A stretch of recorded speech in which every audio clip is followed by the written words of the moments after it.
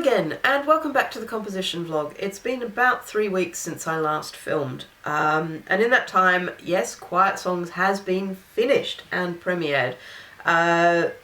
So I will talk a bit about that later on. There was about a week's worth of work to finish Quiet Songs, so there's been sort of 2 weeks since then that I really haven't been composing. Yeah, I had a friend staying from Australia. I caught a very bad cold, as you can probably hear, that I'm still recovering from. And the week directly after Aldeburgh Festival, I was at Tate Modern participating in Inventory of Behaviours, which I was involved with last year. And it was an absolute joy to get back in my blue boiler suit this year and spend 4 days enacting artist behaviours at the Tate Exchange. So that was just marvellous, and it was exactly what I needed after the chaos of the last few months. Yeah, and I'm really looking forward to the next iteration of that. So, Quiet Songs. Obviously, sort of leading into the final bits, a lot of the work that was done was sort of tweaking, sort of refining sounds. I made some slight changes to sort of proportions of the structure.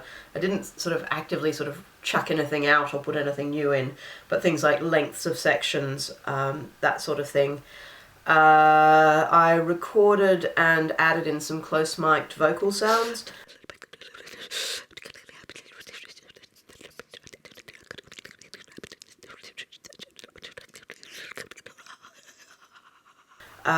And I feel they've really helped to sort of tie it all together a bit better. I've layered them up with themselves and with some other sounds, and basically I'm finding they're forming transitions between the pre-recorded and live material, which is really helping, because I was finding, especially where I was switching between viola and voice in the live part, that there'd be these gaps that just felt really uncomfortable, and to a large extent I think that's really helped with that, because it's got a different quality to the stuff that's recorded with the contact mic on the window here. And it also means I haven't overused that material. And it provides a much more percussive kind of a sound.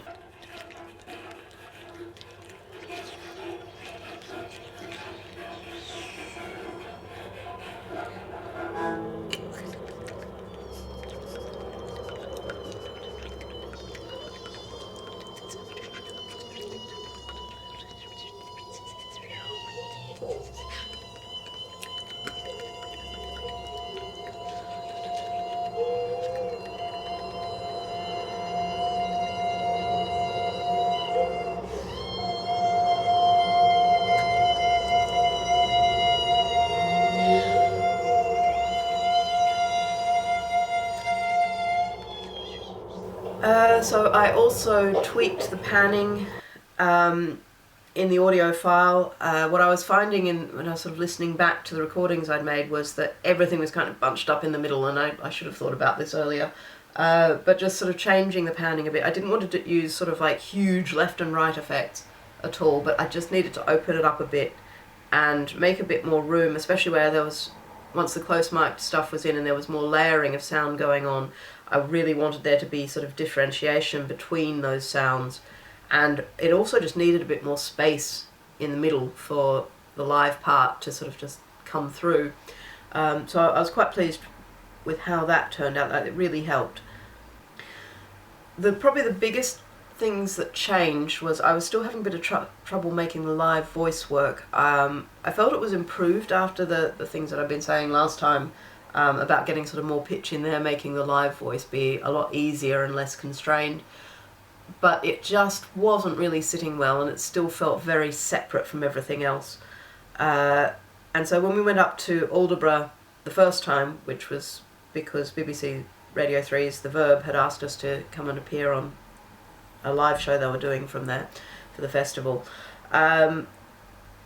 we had a bit of time the next morning, and so I asked him if he could give me a second opinion on it, which was really helpful actually, and it resulted in a few changes to the piece that I think really helped the whole thing. And so out of that conversation I moved the point of deviation where the viola, well, the live part separates from the video part, a little earlier, and so that's a slightly gentler transition. I changed a few of the sounds so that they were kind of less abrasive versions of themselves, which I'm happier with overall. I think it fits the nature of the piece better, and it means that when the tone is harsh, it really stands out. It doesn't just become tiring.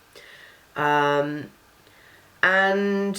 Tim also commented that it was the piece kind of exists as sort of static blocks of sound, and so there's like, you do this sound and then you do this sound and then you do this sound, and I had been sort of aware of this, but he did suggest that I play around with sort of making some transitions, and I did this sort of in the vocal parts and sort of in a few other places as well, where the sound gradually changes. I mean, it's still fairly blocky, but within that block that it does sort of transition, change in shape a bit.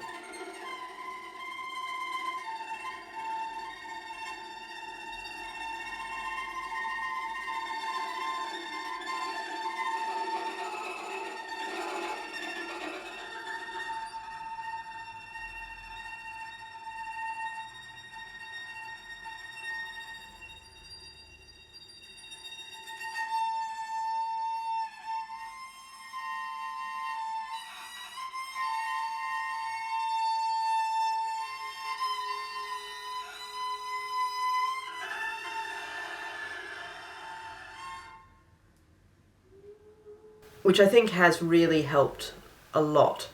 Yeah, and his feedback was really incredibly useful for that, and kind of opened it all up, and it was like, okay, this is really starting to get there now. Yeah, and the thing I was talking about last time, I had been quite concerned about memorising the piece, especially given that we were going to be in Oslo for the 3 days before the gig. I was really quite concerned about this, and indeed I think it was the day after I last filmed, I thought, well, you know, if I have to memorise this, I should test how little of it I actually remember now, and then I proceeded to play the whole thing from memory. So that was good, that was really good. I mean, it was quite strange to think it was all in there. I mean, I know it's my piece and everything, but I don't have a lot of confidence when it comes to memorising things, really. It's not something I've ever been terribly good at. So it was really nice to find that it was much easier than I anticipated, and in the end I didn't even consider taking a performance score with me to Aldeburgh, because I didn't need it, in spite of those 3 days in Oslo. When I got home, basically the first thing I did was to come up, pick up the viola and just run it through, and it was all still in there, so that was good. And I did some practice when we first got to Aldeburgh, and then we had like a whole day in the Britten studio, so I got run through a few times. Yeah, so that was really much easier than I'd expected it to be. So the next steps for this is to think about how I want to score it. I do want to score it, even though it's probably never going to be played by anyone but me. Partly because I find it kind of like a rounding off of a piece when I finished it, and it sort of defines what it is, and it defines what I think the parameters are. And also because I'm going to be performing it later this year at our next Bastard Assignments gig, and while I do plan to keep practicing it, I think it's quite useful to sort of put down now what I think those, you know, what I should be doing. It's quite likely I'm not going to be intensively practicing it for a little while, because I'm, quite worn out and getting over a cold and all the rest of it.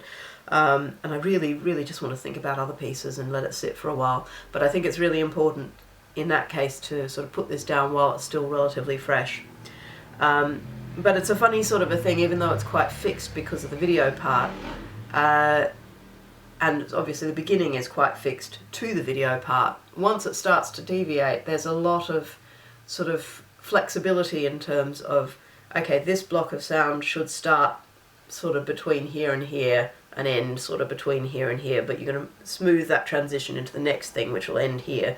And so it's like with the end, it's like start this sound before this happens, but you kind of need to know what's going on there. So I need to really think about how it is that I spot those moments, and how I can then convert that into a notated in some form object. I suspect this is going to be involving film stills and descriptions of sounds and timings as well, and just sort of a few things to pull together. Yeah, I do also really want to think about, again, I mean, I know I thought about this before and I kind of dissed the idea, but, you know, what would it mean for the piece if someone else performed it? I'm not actively seeking other people to perform this one, but I think it's worth thinking about how I feel about that and what it all means, really. It's been through so much, this piece, and where I started from is so not where I've ended up, and I think I really need to think through what that actually is as I'm preparing a score for it. And then it'll be on to Britten Variations, because that's the next thing I have to get finished. I actually did some thinking about that this week at Inventory of Behaviours, actually. There was a behaviour I chose to enact, which sort of prompted me to sort of think about something I was working on in a way that I'm not used to. And I found that really helpful, actually. It was really good to, it was a good way to kind of recap what I have and what I feel confident about and what the questions I have about it are and where I should start sort of trying to fit all this together. I haven't got any further with that though, but it was a really nice thing to do, and I feel like I've got something to look at and a starting point for when I get back into work properly after this weekend. I'm definitely taking this weekend off because, yeah, it's quite tired and cold and all the rest of it. So that's going to be a summer project for me. I have a vast list of summer projects, all the things I want to do, most of which I probably won't get to, but I'm making a list anyway because there's a lot of stuff I do want to do. I also want to work on the piece for Zubin Kanga and really sort of start making some headway on that, because I felt our R&D day was really useful for me, and I don't want to let that sit too long because otherwise I'll completely lose momentum on it. I've also got some ideas for just things I want to play around with, which, yeah, for no particular reason other than that I think it'd be really good to just play around with some stuff and tinker. I haven't done that in ages.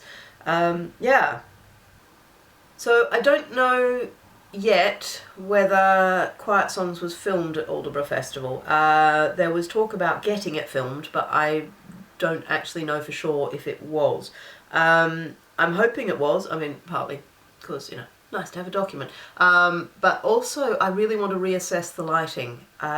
It was a bit tricky actually with the lighting. I kind of had a vague idea of how I wanted it to be, and I had been pretty certain I wanted my face to be visible, like when I'm standing on the stage, not just on the screen, so that there'd be that connection.